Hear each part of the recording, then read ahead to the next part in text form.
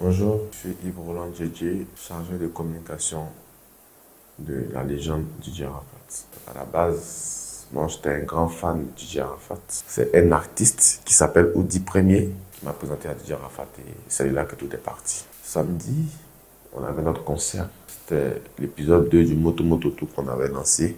On avait notre concert samedi. Donc en semaine, on se voyait, parce qu'on a fait les caravanes, tout ça, on se voyait.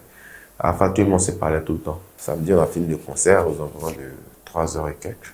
Et on s'est séparés. C'est aux environs de 15 à 16 heures, il m'a écrit, il m'a dit, c'est comment? Et les photos, et les vidéos du concert, tout ça. Il lui a dit que je t'envoie les photos tout à l'heure et les vidéos, on va les lancer le lendemain, c'est-à-dire le lundi. Donc je lui ai envoyé les photos. Il a balancé les photos du concert, de son dernier concert. Il m'a dit un truc que je veux dire ici. Il m'a dit qu'on va stopper la tournée. Parce que, comme tout le monde le sait, on a été, Didier Arafat a été boycotté par tout le monde. Il sera un éternel incompris. Il a décidé, parce que moi je lui avais dit ça auparavant, qu'on allait stopper la tournée, on allait la reprendre. Si on trouvait un gros sponsor pour nous accompagner, parce que c'était à fond propre et c'est pas évident. Et on devait se voir un peu plus tard dans la nuit, minuit, 1h, 2h par là. Donc, moi, j'étais tellement fatigué, tellement épuisé par le concert de la veille. Je suis allé me coucher, j'ai jeté mon téléphone quelque part là-bas. Parce qu'on m'appelle tellement. Donc, j'ai juste pour bien me reposer, j'ai jeté mon téléphone quelque part. Donc, je me réveille effectivement dans 1h, 2h. Et j'entends au salon là-bas dire Jojo le Barbu, parce que c'est moi qui produis Jojo le Barbu. Arafat a fait accident. Donc, je prends mon téléphone, je regarde les messages du monde entier, des appels du monde entier. Qu'est-ce qui espère que ça va, espère que c'est pas grave. Mais ça va chez qui? Qu'est-ce qui n'est pas grave? Moi, je ne savais pas. Donc, j'ai immédiatement sauté de la voiture et je me suis rendu. J'ai d'abord appelé Arnaud Jaguar, qui est le manager général de Didier Arafat. Il a d'abord appelé, il a dit Arnaud, vous êtes tout. Il m'a dit qu'on a dans une clinique de la place. Je me suis rendu là-bas, j'ai trouvé Arnaud sur les lieux. Le gars, il était derrière au bloc là-bas. J'ai dit Arnaud, qu'est-ce qui se passe ici? Et Arnaud m'a dit, voilà, Baptiste a fait un accident grave. Donc j'ai vu, je suis rentré, j'ai vu la famille, sa femme, voilà quoi, nous, ses gars proches, nos frères et tout ça. Donc on est resté là jusqu'à 7h du matin. Moi je suis arrivé aux environs de 2h, 2h30. On a fait jusqu'à 7h du matin. Et jusque-là, il n'y a pas de nouvelles. Je suis monté directement là-haut parce que moi je ne pouvais plus rester sans information. Mais c'est moi qui étais c'est moi qui dois donner la vraie information. Quand je suis monté, j'ai vu le DRH, le docteur Arafat, de quoi que ce soit, je ne sais pas. Il a dit, moi je suis chargé de communication de Didier Arafat, qu'est-ce qui se passe? Parce que je voulais directement rentrer en salle de réanimation, parce qu'il était en salle de réanimation. Moi je voulais rentrer, ils m'ont bloqué. On dit qu'il y a un docteur qui m'a dit, tout le monde ne peut pas rentrer, que l'oncle est dedans, attends d'abord. Quand il sort, toi tu rentres. Il n'y a pas de problème. Donc c'est ici qu'un médecin vient me voir pour dire que monsieur ne peut pas rentrer, attendez en bas, les visites commencent à être dures. Il dit, je suis d'accord avec ce que vous dites, hein, mais moi je veux savoir ce qui se passe. Et c'est là qu'il m'a dit, tu veux vraiment savoir ce qui se passe? Tu veux vraiment que je te dise la vérité? Il dit, mais bien sûr, je suis là pour ça. Il était peut-être 9h, je ne sais pas, 8h, 9h par là. Il me dit, son état est grave. Son état est critique. Que même s'il s'en sort, il y a de fortes chances qu'il ne puisse plus chanter. Donc on est descendu, on était en bas, tous en bas. Donc la tension commençait à monter parce qu'on n'avait pas de réelles nouvelles. On est sur les réseaux sociaux, on dit Arafat est décédé, on m'appelle, moi je me fie à ce que le docteur m'a dit, qu'il est tué. On dit que tout va bien, il est en état critique, mais c'est stable. Donc c'est ce que j'ai mis sur les réseaux. Vous avez vu ça, non? Donc son état est stable, donc tranquille, on est là. 10h, quand on était dans la cour de la clinique, il y avait des bagarres par-ci par-là, parce que tout le monde était énervé. Tout le monde était sur les nerfs, parce qu'on veut savoir ce que Didier a. Et j'ai vu son petit frère Olivier, qu'on appelle affectueusement Toumi, il est en train de pleurer. Donc, quand moi j'ai vu Toumi, je me suis dit qu'il pleure parce que ce qui est en train de se passer, les gens sont en train de se battre, tout ça, que son grand frère encore en haut là-bas, ça lui fait mal. J'ai repris de côté, j'ai dit, viens, tu pleures pourquoi? Il ne m'a pas répondu. On a dit, calme-toi, suis-moi, allons dans un endroit discret, tu vas me dire. Et c'est là qu'il me sort que Didier est parti. Là, j'étais consterné, je sais pas, c'est un sentiment indescriptible. Nous avons dit, on allait vers 11h, c'était 10h40, 11h par là. Donc j'étais consterné. Arafat est mort. Ça sonne pas dans mes oreilles. Donc lui-même me dit, je ne le crois pas, parce que c'est pas lui le docteur. Je ne le crois pas.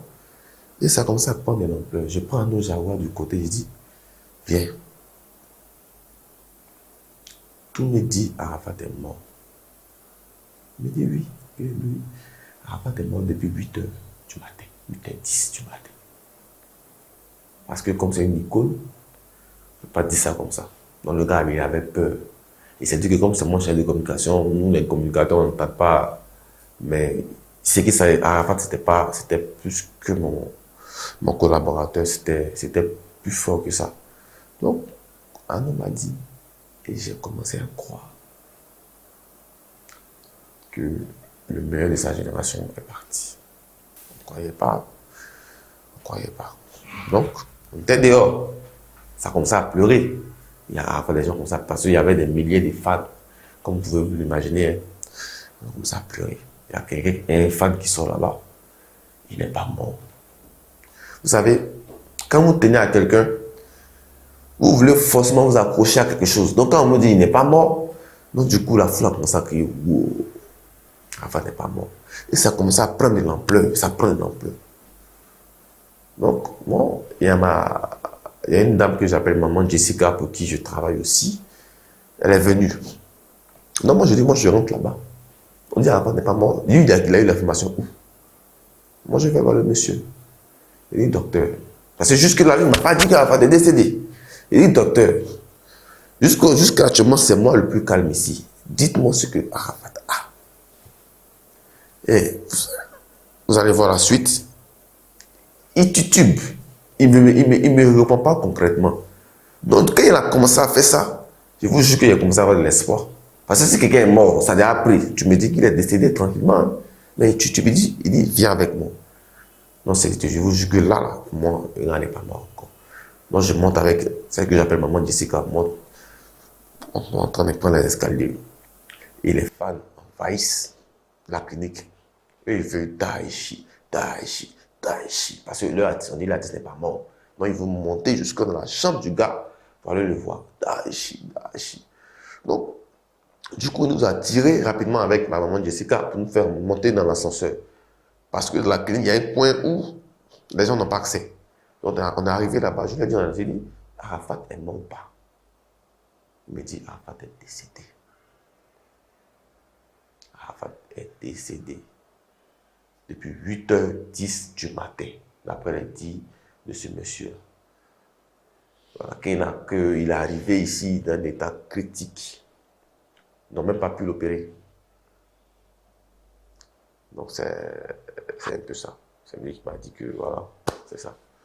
Moi, je ne veux pas vous dire que j'ai le bilan complet du docteur, mais il a fait un accident. Et quand le docteur me dit, c'est soit il vivait, soit il était tétraplégique. Ça veut dire que, il a dit, le docteur m'a dit, il allait être comme une légume. Et il dit Arafat lui-même. Parce qu'il était d'abord dans le coma. Et s'il y a un Dieu, parce que justement, on est là, on n'a pas en vue. Nous sommes quoi? Donc, je dis, s'il y a un Dieu, Dieu lui a forcément dit, tu reviens sur terre, voici ta situation. En cas contraire, tu pars avec nous. Et le connaissant, il ne va pas accepter de venir sur terre en tant que tétraplégique. C'est impossible. Aujourd'hui, tout le monde pleure Arafat. Tout le monde entier pleure Arafat. C'est maintenant que tout le monde voit que, en guillemets, il y a du chinois en lui. Comme s'il appelait affectueusement ses fans des chinois.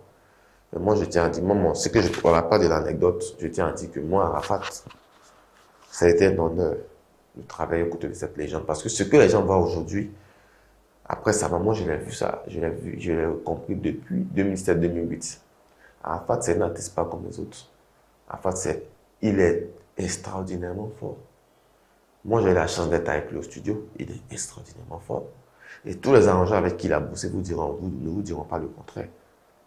Apprenons à nous aimer vivants. Parce que avant qu'ils partent, on était combattus de partout. C'est une grosse perte. Moi, je pense que, et je pèse mes mots, que Gigi Arafat, les parties sont coupées décalées. Franchement, je pense qu'il a parti son coupé décalé. Apprenons-nous à nous aimer vivants. Le gars, il s'est battu pour la Côte d'Ivoire. Il s'est battu pour la Côte d'Ivoire.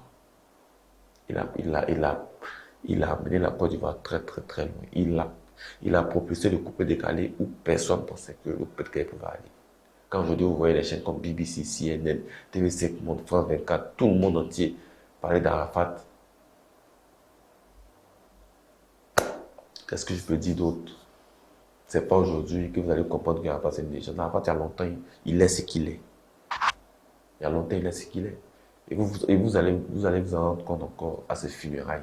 Quand vous allez voir le monde entier venir nous dire au revoir pour la dernière fois. Donc, merci à cette vidéo qui a toujours soutenu Arafat. Voilà, ça, son nom, Arafat me l'a dit, ici son chaîne de communication, j'ai vu.